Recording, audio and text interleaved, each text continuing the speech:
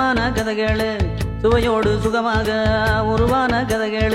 குட்டி ஸ்டோரியோட ஒலி புத்தக பகுதியில இன்னைக்கு நான் வாசிக்க போற நூல் ஓநாயின் புத்தாண்டு கொண்டாட்டம்.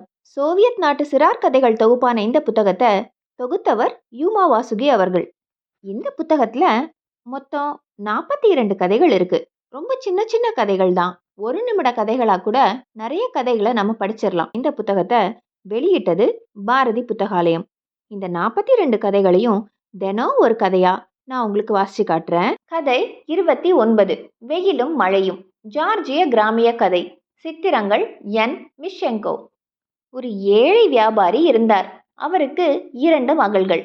அவர்களில் ஒருத்தியை ஒரு உழவருக்கு மனம் செய்து கொடுத்தார். இன்னொருத்தியை ஒரு குயவருக்கு மனம் செய்து கொடுத்தார். கொஞ்ச நாளைக்கு அப்புறம் அந்த ஏழை விவசாயி அவரோட மகள்களை பார்த்துட்டு வரலான்னு புறப்பட்டாரு. முதல்ல அவரோட மூத்த மகளோட வீட்டுக்கு போனாரு. மகளையும் மருமகனையும் பார்த்து, நீங்க எப்படி இருக்கீங்க, அறுவடை எல்லாம் நல்லா இருக்கா என்று கேட்டார்.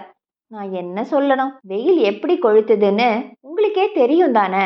இந்த வாரத்துல மழை பெய்யலேனா வயல்களில் உள்ள தானியங்கள் எல்லாம் அப்படியே கருகி போயிடும் என்று பதிலளித்தார் உழவர். அந்த ஏழை விவசாயி தன்னோட இளைய மகளின் வீட்டிற்கு சென்றார். அங்கு தனது மருமகனை பார்த்து அவர்களது வாழ்க்கையை பற்றி விசாரித்து தெரிந்து கொண்டார். நீங்க ஏராளமான மண்பாண்டங்கள் செய்றீங்க, இதையெல்லாம் கொண்டு போய் சந்தையில விற்பனை செஞ்சா குளிர்காலத்திற்கு உங்களுக்கு தேவையானதெல்லாம் வாங்கிக்கலாம்ல. இளைய மருமகன் அவருக்கு பதிலளித்தார். உண்மையில என்ன செய்யறதுன்னே எனக்கு தெரியல. இப்படியே இன்னும் ஒரு காலத்திற்கு தொடர்ந்து கடும் வெயில் எடுத்து கொண்டிருந்தால்தான் நல்லது. நான் செய்துள்ள ஜாடிகளும் கோப்பைகளும் நல்லா காஞ்சிடும்.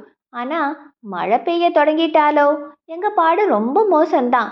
ஏழை விவசாயி வீட்டிற்கு திரும்பியவுடன் நம் பெண்கள் எப்படி இருக்கிறார்கள் என்று அவரது மனைவி கேட்டாள். அடுத்த வாரம் நமது மூத்த பெண்ணோ இளைய பெண்ணோ இருவரில் யாரேனும் ஒருவர் ரொம்ப சிரமப்படுவார்கள் என்று நினைக்கிறேன் என்று தன் மனைவிக்கு பதில் சொன்னார்.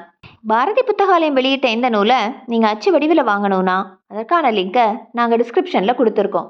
இந்த தொகுப்பில் வர மீதி கதைகளை நம்ம நாளைக்கு பார்க்கலாம்.